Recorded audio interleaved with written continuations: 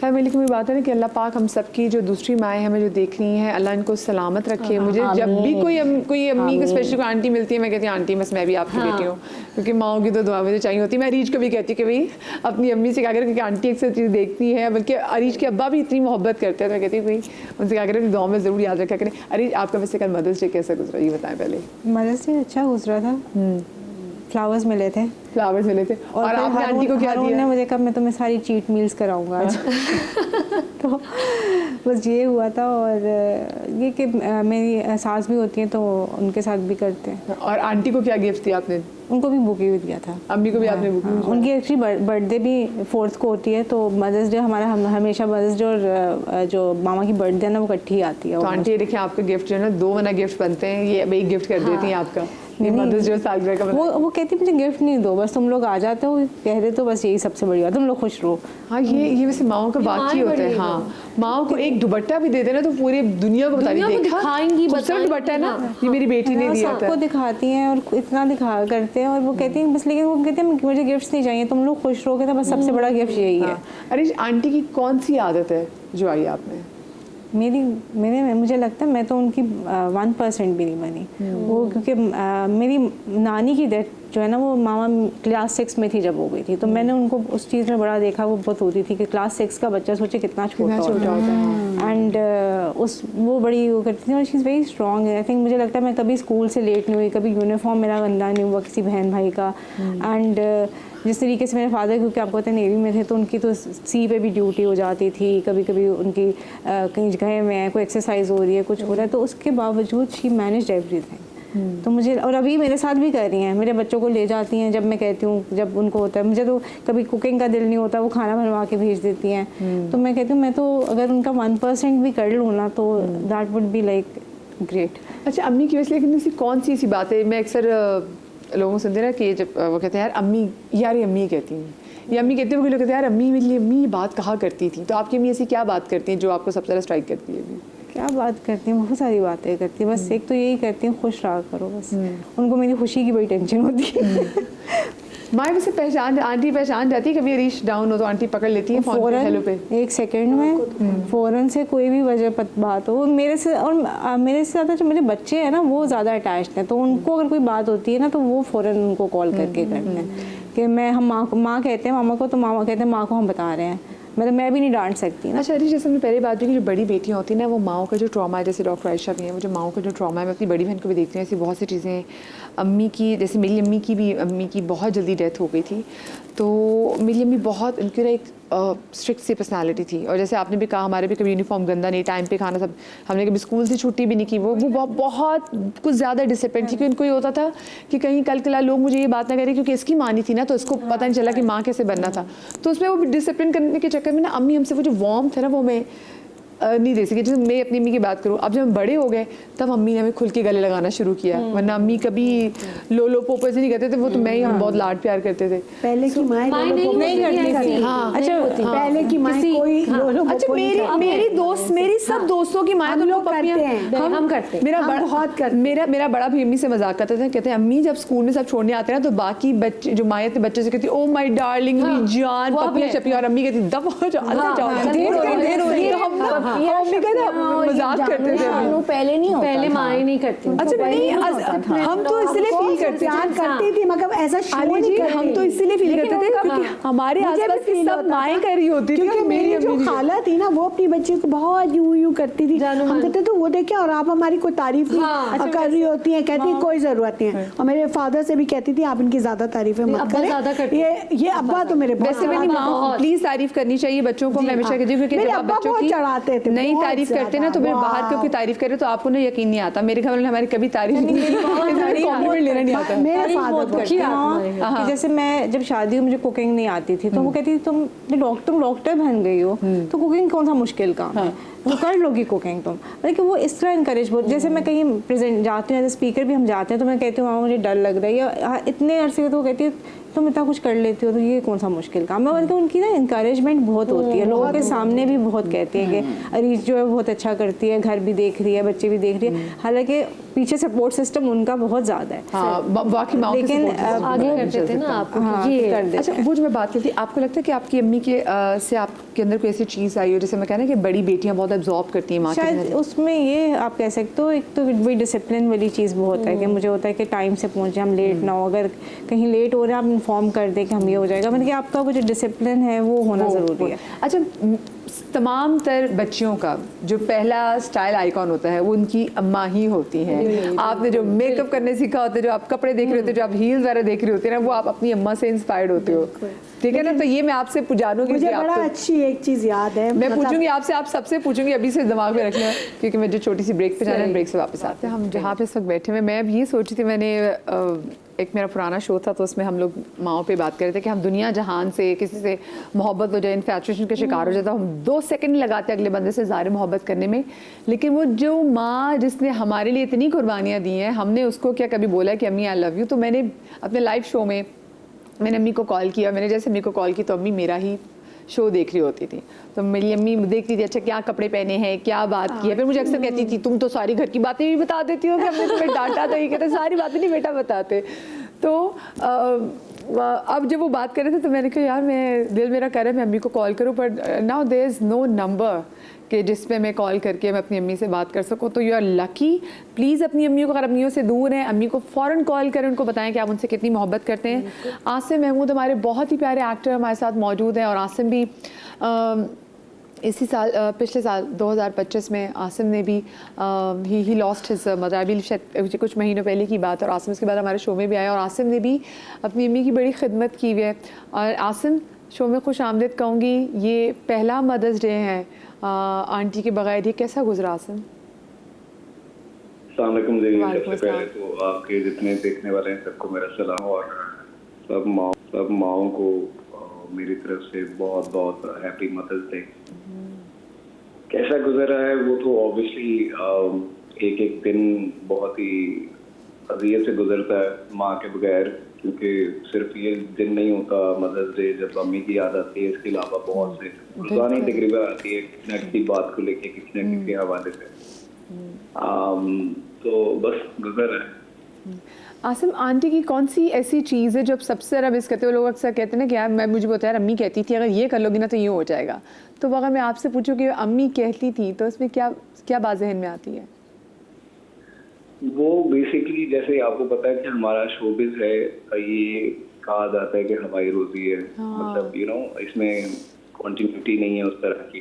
तो जाहिर सी बात है जब मेरे पास काम कभी बहुत ज़्यादा होता था, कभी कम भी होता था, कभी नहीं भी होता था, तो मैं अम्मी को बस ये कहता था, अम्मी पूछती थी मुझसे, तो सबसे ज़्यादा जो है वो अम्मी कंसर्न होती थी मेरे काम को लेकर कि क्या कर रहे हो, कौन सा प्रोजेक्ट कर रहे हो, क्योंकि मेरा आज तक मेरा कोई ऐसा प्रोजेक्ट नहीं है जो अम्मी ने ना देखा। मतलब मुझे भी याद नहीं है उन प्रोजेक्ट्स के बारे में जो अम्मी मुझे बताती थी, वो ड्रामा तुमने बहुत अच्छा किया था, उसमें थोड़ा ये था वो था।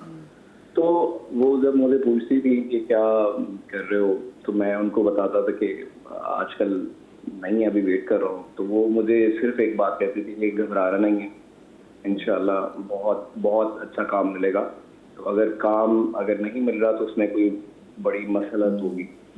तो वो बहुत मैं मिस करता हूँ। लेकिन यकीन जानिए मैं आपको एक बात बताऊँ कि मुझे ऐसा लगता था जब 3 महीने पहले अम्मी का इंतकाल हुआ, तो मुझे ऐसा लगता था कि उसके बाद ना मेरे लिए दुआ करने वाला कोई नहीं है, या मुझे काम कैसे मिलेगा, तो मतलब मेरे लिए दुआ करने वाला ही कोई नहीं है। लेकिन अल्हम्दुलिल्लाह मुझे बिलीव है इस बात का कि मेरी माँ की दुआएं पहले से ज्यादा मेरे साथ मौजूद है। हाँ, वाकई ऐसा होता है। हाँ। अम्मी के जाने के बाद मुझे लिटरली ऐसी जगहों से भी कॉल आएंगे जहाँ मुझे कभी उम्मीद नहीं होती थी कि यार यहाँ से भी कॉल आएगी। तो अल्हम्दुलिल्लाह मैं ये समझता हूँ कि ज़िंदगी में भी उनकी दुआएं मेरे साथ थी, और अब वो नहीं रही, जहाँ भी हैं बहुत अच्छी जगह पे हैं, बिल्कुल, तो उनकी दुआएं अभी भी मेरे साथ। क्योंकि आसिम देखिए पहले तो वो ज़मीन पे बैठ के दुआएं मांग रही होती थी ना, अब तो वो सीधा अल्लाह में से डायरेक्ट हो गई हैं, तो अब तो फिर वो मनवा के ही रहती हैं। तो आंटी की बहुत सारी दुआएं कि अल्लाह पाक अपने जहानों में इनको इतना खुश रखे, इनको राज़ी रखे, जनाब सैयदा की कनीज़ों में इनका शुमार हो और आपके दिल को बहुत सब्र मिले। और हम जितने भी लोग हैं जिनकी माँ इस वक्त जो है अल्लाह पाक के प्यारे प्यारे जहानों में, अल्लाह पाक लोगों को बहुत ज़्यादा सब्र दे। Thank you so much Asim आपका कि आपने हमारे लिए टाइम निकाला। और ये मैं कहती थी, मैं अक्सर लोगों को देखती हूँ कि लोग अपनी ज़िंदगी में ना उनको इस चीज़ के माँ बाप की ज़िंदगी में रियलाइज़ ही नहीं होता कि यार मैं कभी खुल के मोहब्बत का इजहार उनसे किया नहीं। आपको क्या इस चीज़ का कभी वैसे रिग्रेट है कि काश मैं अम्मी से कह देती कि अम्मी मुझे आपसे बहुत मोहब्बत है?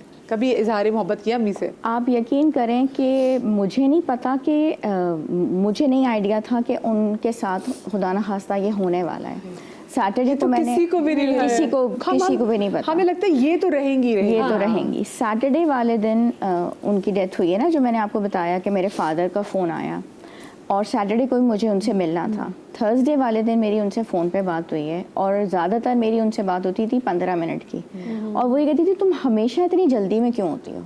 अच्छा, हर बंदे को ही मुझसे एक बात का गिला होता है कि डॉक्टर आयशा से बात अगर करनी है ना तो बस सलाम दुआ खैरियत और अल्लाह हाफिज़ खुदा हाफिज़, मुझसे फ़ोन पे बात नहीं होती, क्योंकि मैं हर वक्त ही जल्दी में होती हूँ। क्योंकि एक एक टाइम होता है ना कि मतलब इस वक्त क्लिनिक जाना है, इस वक्त बच्चों का काम करना है, इस वक्त घर का काम करना है, इस वक्त ये वो रूटीन बंदी भी होती है। तो अम्मी का भी होता था कि अम्मी का फ़ोन आ रहा है तो जी अम्मी आप खैरियत से हैं, ठीक है, ये चीज़ कोई मासी का बंदोबस्त करना है, दवाई का बताना है, शाम में हम मिलेंगे, ये हो रहा है। जुमेरात का वो दिन था, मुझे नहीं पता था कि क्या है क्या नहीं है। उस दिन मेरी अम्मी की 1.5 घंटे बात हुई है और उस दिन क्या बात नहीं हुई। उस दिन अम्मी बहुत डिप्रेस थी। अम्मी was in lot of depression कि मैं अब अकेली रह गई हूँ, बच्चों की शादियाँ हो गई हैं और मैं इस घर से थी, मैंने कुछ नहीं किया और अब मैं अकेली हूँ, क्या हूँ। और मैंने अम्मी को क्या नहीं पॉजिटिविटी समझाई कि अम्मी आप वॉक कर लिया करें, आप सब कुछ कर सकती हैं, आपने देखें अपने फ़राइज़ पूरे कर लिए, और हर तरह से जो एक बेटी माँ के साथ कर सकती है। एक होता है ना कि एक पॉजिटिविटी आप अपनी माँ को दे सकते हैं, जो एक बूढ़ी भी हो, जो अकेली भी रह गई हो, तन्हा हो। और तन्हाई जो है ना वो बहुत, जब बच्चे चले जाते हैं तो एक औरत जिसने अपने बच्चों के लिए अपनी लाइफ बना दी। इसीलिए मैं कहती हूँ कि आज मैं अभी जैसे मैं आपको बता रही थी कि मैं सोशलाइज अपने आप को काफ़ी कर लेती हूँ कि मुझे भी ये होता है कि मैंने ये चीज़ अपनी अम्मी से देखी है। हाँ, कि मैंने अपनी अम्मी से ये देखी है कि वो हमारी शादियों के बाद डिप्रेशन में बहुत गई हैं। एक तो वो हाउसवाइफ थी, उन्होंने जॉब नहीं की, ठीक है। दूसरा उन्होंने बच्चों के लिए नहीं थी, उन्होंने ना कोई किटी पार्टी ना कोई कमेटीज। अच्छा, हालांकि उनके नेबरहुड में सब हो रहा था, डिफेंस में उस ज़माने में भी बहुत होता था। उनको हम कहते भी थे कि वो निकलें, तो एक्चुअली फादर की जॉब ऐसी थी, पायलट थे वो, तो वो कुछ दिनों के बाद आते थे। एंड शी वाज लाइक कि मैं बेटियों की ना बड़ी प्रोटेक्टिव मदर, और वो भाई निकले, कोई मसला नहीं है, हम लोग पढ़ ही रहे हैं। उन्होंने नहीं किया, नहीं जाती थी, तो वो उन्होंने अपनी लाइफ नहीं बनाई। अब उसके बाद क्या हुआ, हमारी पढ़ाइयाँ हुई, हाउस जॉब में के फ़ौरन बाद मेरी शादी हो गई, दूसरी बहन की भी हाउस जॉब के अंदर ही शादी हो गई। वो एकदम से जब बच्चे घर से निकले, अब शौहर जो है ना वो अपनी जॉब पे फोकस करता है, वो बीवी को नहीं लेके बैठा रह सकता। वो एकदम वो गई डिप्रेशन में, और उनकी एजिंग भी शो हुई और उनकी बीमारी भी बढ़ी। तो उनका यही होता था कि एक को फ़ोन, दूसरे को फ़ोन, और मेरे पास होता था कि भागम भाग, अच्छा अम्मी मैं आपको अभी फ़ोन करती हूँ। और अब मुझे जो बेसिकली दुख होता है वो इसी बात का होता है कि अब वो फ़ोन भी नहीं आएगा। जिस फ़ोन को मैं कहती थी कि अच्छा अम्मी मैं ये कर रही हूँ, मैं मरीज़ देख रही हूँ, मैं पेशेंट देख रही हूँ, मैं आपको अभी फ़ोन करती हूँ, और वो रोज़ फ़ोन करती थी।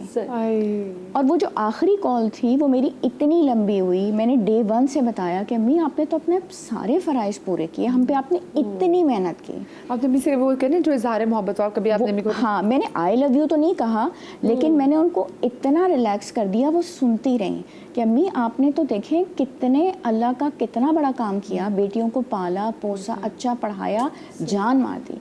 मेरी फिज़िक्स और केमिस्ट्री बहुत वीक थी, वो हर एक ही वीक होती है, और मैथ्स में तो अल्लाह ही माफ़ करे, मतलब 2 + 2 4 होता है, जो मेडिकल स्टूडेंट्स होते हैं वो 5 बताते हैं। दोपहर को मेरी अम्मी नैप लेती थी, 4 बजे ट्यूशन का टाइम होता था, और मुझे याद है कि उस वक्त ड्राइवर नहीं था। 4 बजे अम्मी डीप स्लीप में होती थी, मैं उनको हिलाती थी, और फेज़ 1 में था ट्यूशन सेंटर, और गहरी नींद में चलचलाती धूप में मुझे अम्मी वहाँ ड्रॉप करती थी, फिर 6 बजे पिक करती थी। 2 से 3 साल तक मेरी दफ़ा में अम्मी ने ये काम किया है। एक औरत है जो अपनी बेटी के लिए ट्यूशन पे जा रही है, फिर आ रही है। ये देखिए बाज़ाहिर मुझे आपको सुनने में बहुत छोटी छोटी तकलीफ चीज़ें लग होती रही है। क्या है। देखिए अब आप जब वो सोच रहे होते हैं तो आपको कितना लगता है। आपने अपनी अम्मी से कभी ये खुल के मोहब्बत का इजहार किया? हमारी मोहब्बत का अंदाज़ तो ज़रा मुख्तलिफ था। हमें पता था कि अम्मी किन चीज़ों पे खुश होती हैं। उनको ये आई लव यू और इस टाइप की चीज़ें बिल्कुल पसंद नहीं थी। उनको क्या अच्छा लगता था कि उनकी खुशी मतलब उनकी खुशी किस चीज़ में होती थी।